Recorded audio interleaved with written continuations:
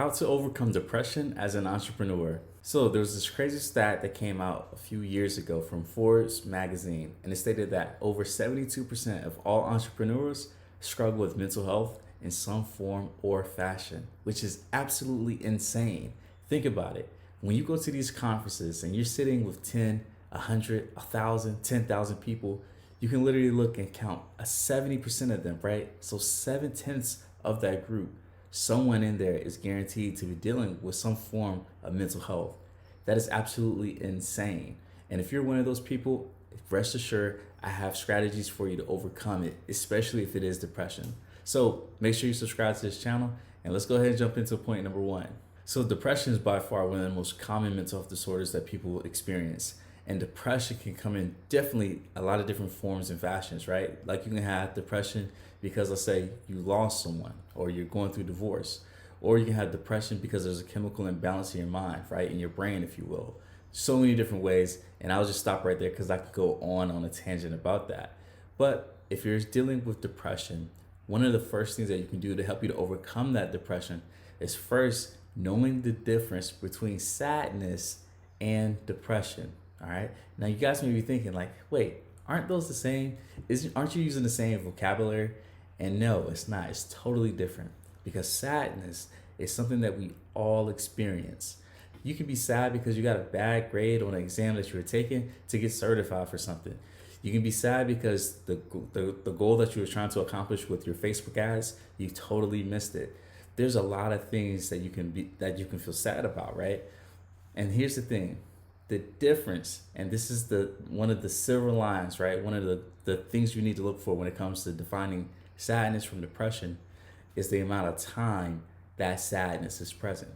Because if you're upset, let's say again, your Facebook ads goals did not meet the goals that you set, right?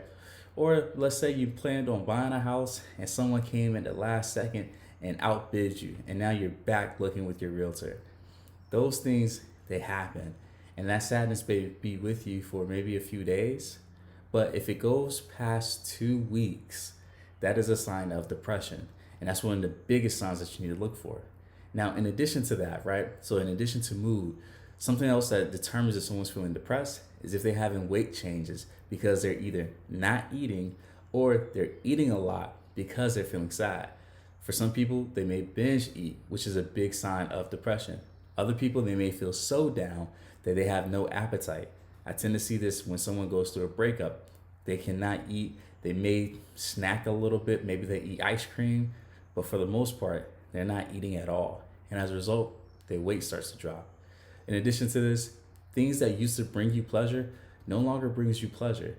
Also, you're having suicidal thoughts, and also you're having a lack of motivation, a lack of energy, right? You're not as up and go get them type of person that you were. You don't have that same energy as you once did, right?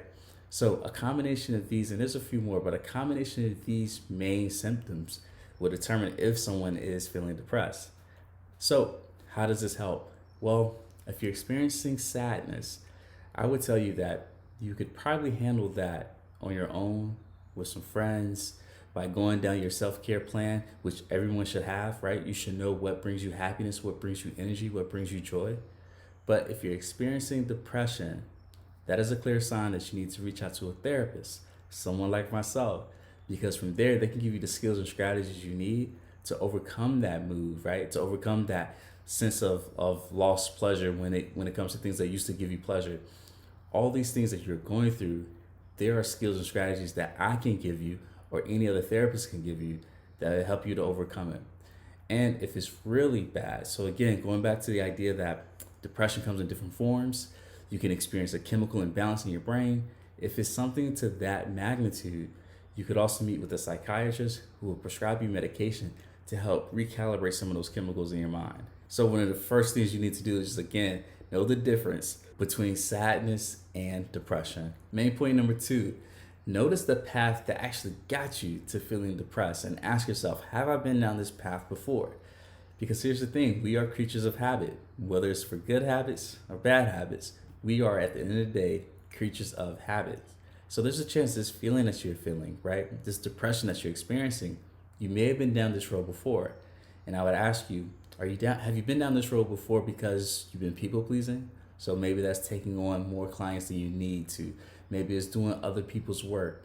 Maybe it's, I don't know, stepping outside of your work hours and scheduling that last meeting at 7 p.m., even though you're supposed to be done by 5 p.m., right? Like that people pleasing tends to pull the energy out of us. And when we lose that energy, we don't have enough to put it in the areas that will move our lives, that will move the needle in our lives, if you will. So that's family, friends, self-care, your spirituality, exercising, eating right, all these things that truly, truly matter. Even the energy to go back to your business the next day, you need to conserve that. And people pleasing is a big drainer of that. Something else that may be happening is that maybe you are overproductive. And it's like, wait, and am I not supposed to be productive? Yes, you're supposed to be productive, but you can be overly productive. And what I mean by that is overly working too hard to where you're not recharging your batteries. And this is a big one. Sometimes even myself, I fall victim to this because we love to see things grow. We feel as though we're on this, let's say, journey, if you will. And if we stop, if we slow down, we're going to miss this bus, or someone that's behind us is going to leapfrog us. And guys, trust me, by taking time to to relax, to sharpen your saw, which is honestly a quote in the Bible. They talk about sharpening your axe. But even in the book, 7 Habits of Highly Effective People, the idea is that if you're cutting a tree with a saw and you've been going at it for, let's say, 5 hours, you may want to sharpen that saw so it doesn't take you another 5 hours chopping down this tree. Because over time, what's going to happen to that saw is that it's going to get dull. And if you sharpen it, if you take those 30 minutes to sharpen that saw, you would cut your time in half. Probably cut your time more than half. And that's what self-care does. But if you're overproductive, if you're comparing yourself to people that you're seeing on social media and you're like, yo, they have so much more success than me. They're doing so much more than me.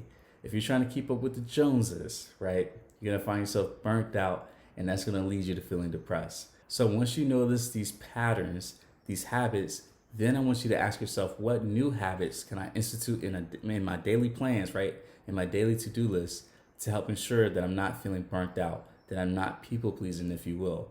So this may be taking a lunch every day. That's something I'm very proud of that I'm able to do. And I'm able to keep it at an hour, which I freaking love. And during that hour, I'm watching First Take, I'm watching ESPN. So I really look forward to that time. And then I'm able to get back to work. Maybe you tell yourself, hey, no clients are being scheduled at 5 p.m. or later, because at 5 p.m., that is actually when I shut things down. That's one conversation I had with one of my clients where I told them, hey, start putting huge blocks of time in your schedule that no one can bother you, that no one can schedule a meeting with you, if you will. And that's going to help you to be more productive and stop you from being behind the 8 ball, right? Overworking, or let's say people pleasing, if you will, trying to make everything work, trying to make everybody happy, if you will, right? So ask yourself, what are some things that I need to change within my daily habits, within my schedule, to help ensure that I don't fall down this path of depression because I'm working too hard or I'm working to please others? All right, main point number 3, and I love this one. I freaking love this one. And this was some advice that I gave to one of my clients who actually had a similar job that I did. So when I used to work as a high school counselor, guys, I was swamped with work. And it wasn't the fun work. I was swamped with paperwork, returning phone calls, emails, voicemails. Like it was tough, and it took a lot out of me. Because for every one school counselor on this school campus, there were 500 students that you're responsible for. Okay, so again, for every one counselor, there's 500 students that you're responsible for. So I had 500 students, which means I had 500 parents, right? And everybody needs me it seems like at the same time. And it can be a lot. And what was happening was I was spending time putting out fires instead of spending time planting seeds. What do I mean by that? I spent a lot of time doing work that I didn't enjoy instead of doing the work that actually brought me into this career field to begin with. So what I started to do was tell myself, take 5 minutes to reach out to one kid and just talk to them about school, right? Talk to them about college. Ask them how things are going on at home. Maybe you take 15 minutes and go into a classroom and just talk to them about what it takes to become a great student rather than an average student. And these were things that I actually did. And it made me feel valuable. It made me feel great. It made me feel energized and motivated to come to work. But when I didn't do those things, man, guys, I was ready to throw in a towel. And eventually I did, because I wanted to spend more time, right? So instead of just 5% of my time doing what I love, I wanted to spend 95% of the time doing what I love. So one thing to help you to overcome your depression as an entrepreneur is to ask yourself, what is it that I absolutely love when it comes to my work? And then ask yourself, am I doing it? Do I find myself doing the mundane tasks that I don't like that I can outsource to someone else? Now, here's the thing, guys. I know we all have to start off from somewhere, and I'm right there with you. So maybe you don't have the funds to outsource things. Maybe you don't know how to outsource things, right? That's what I would tell you. Start small.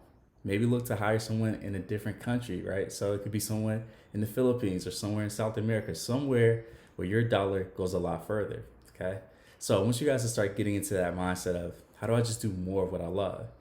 Now, again, if you cannot afford it, I would tell you to start your day off doing something that you love, okay? Start your day off doing something that you love to give you the motivation to now do the icky, yucky work, the boring work that you do not want to do. Point number 4, and this is something that I've spoken about in previous podcast episodes, but I want you to spend time reevaluating your values rather than your goals. You know, a lot of people have goals, and that's great, and I really do mean that. But you want to make sure you have values that are attached to each goal. Because what happens is, if you're not careful, you can find yourself in the success trap. And what that success trap looks like, it's kind of like a hamster in a hamster wheel, where they're just going and going and going, and there's no end in sight. These are the people that are like, okay, I need to make $1 million in order to feel worthy. And when they get $1 million, they feel worthy, but only for a short period of time. And then they're like, okay, how do I get 2 million? How do I get 5? How do I get 10? And the reason why is because they're looking to their left and they're seeing other people who are having 5 million, $10 million, all this other stuff, right? Guys, comparison is the thief to all joy. And we've heard this. You've heard this. And it is so true. So when you have your values in set, when you have your values that are close to your heart, they will serve as a North Star for you. And it's very hard to get off track if you know where the North Star is. But if you're following someone else's North Star, you may find yourself heading west. So when it comes to your depression, ask yourself, what is it that I value within my business, but also even in my personal life?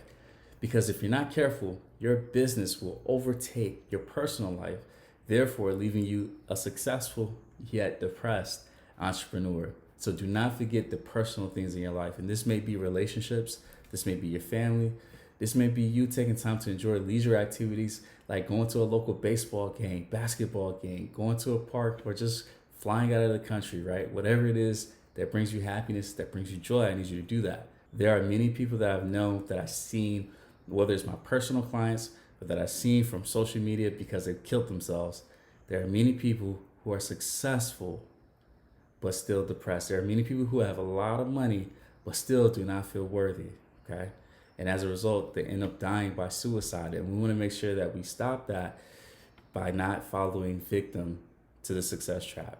So find your values and now unlock the door and let you get out of that hamster wheel, if you will. And then point number 5, this is the biggest thing that keeps people depressed, and it's ruminating. So ruminating, what it does, and we also know this as overthinking, but what ruminating does is that it gives people a false sense of working, solving their problems. It gives them a false sense of security, because in their mind, they're trying to figure out why they're depressed, or they're trying to figure out, like, why did I get here? Why does this always happen to me? They're trying to look for this golden answer, this silver bullet that's going to stop them from feeling depressed in the future. But what happens is when they're ruminating, they're not present. And when they're not present, they're not taking action towards those values that I recently just mentioned. And also, in addition to this, depression, when you're overthinking, it's kind of like the equivalent of stepping in quicksand and trying to fight that quicksand, if you will.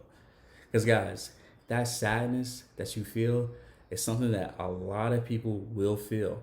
And if you tell someone the circumstances of your sadness, they'll tell you that it's actually okay and that they've probably felt sad over the exact same thing. But when you start to ruminate over the sadness, so you start to look back on your life and say, why does this always happen to me? What starts to happen is that sadness starts to turn into depression, okay? Because again, depression is 2 weeks worth of feeling sad and along with all the other symptoms that I mentioned. So if you're overthinking about, let's say, your Facebook ads not working, let's say a post that you post on social media getting some flack by a troll, right? If you're overthinking because, again, you failed some type of test that you're supposed to pass, whatever it is, trust me when I say it doesn't have to turn in depression unless you want it to, unless you're overthinking and ruminating. So one of the best ways to stop that is to be present, to also know that sadness is actually okay, and to allow yourself to feel that sadness. It may sound crazy because we live in a world that preaches positivity. It's like, no, you got to think positive. You have to use affirmations. But guys, trust me, that right there will also keep you depressed because you're trying to fight something that's actually normal. Think about it like this. If you went through a breakup, right? If you went through a breakup and one of your best friends just said, hey, just think positively about it, how would you respond? You'd probably look at them crazy. What if this, right? And this is a little bit darker, but what if you lost someone, right? Let's say you lost someone and you're at the repast and all that stuff, and someone leans over and says, hey, cheer up, man. Like, it's like, dude, I just lost someone, right? Like, it's not, hey, snap your fingers and then I'm all better, right? Actually, it comes off as very insensitive. And I don't want you to be insensitive when it comes to your own depression, your own sadness, your own pain, okay? So what I'm gonna do is I'm gonna go back over these 5 points, and again, make sure you subscribe to this channel. So the first main point is that you must know the difference between sadness and depression. Sadness, we all feel. Depression, that's something that you don't have to go through. Second, notice the path that has gotten you to depression, because there's a great chance that you've been down this path before. And what you can easily do is change the patterns, right? Change your habits to make sure that at the end of it, right, we're not in this dark place that we are now. Point number 3, spend time every day doing something that you love as an entrepreneur. Okay, again, you can be doing a lot of stuff, right? A lot of mundane tasks, boring tasks, hard tasks, right? And some of that stuff is necessary. But if you're not spending time doing things that you love, you may lose your path. You may lose track of your path in terms of what it is or why it is you do what you do. And then main point number 4, spend more time reevaluating your values instead of your goals. Because the goals, without being attached to a value, will keep you in that hamster wheel of asking yourself, okay, what's the next goal? What's the next milestone that I need to hit? Rather than being able to see that you're successful in your own right as of now. You're fulfilled, you have fulfillment in your life, you have happiness in your life right in front of you. But you can only notice that if you know what your values are. And then point number 5, make sure that you stop ruminating. Ruminating takes sadness and it turns it into depression, okay? And that comes from all the overthinking, the ruminating, basically not taking any action and being stuck in this dark place, just trying to figure out, why is this always happening to me? Maybe I should have done this differently. What does that do? It does nothing. It just keeps you in this stuck place. So just be present, take action, and give yourself grace as you're going down this path of transformation, happiness, and fulfillment. So this is Coach Wells. I'm a licensed therapist. Make sure you subscribe to this channel. And thanks, guys, for checking us out. All right, later.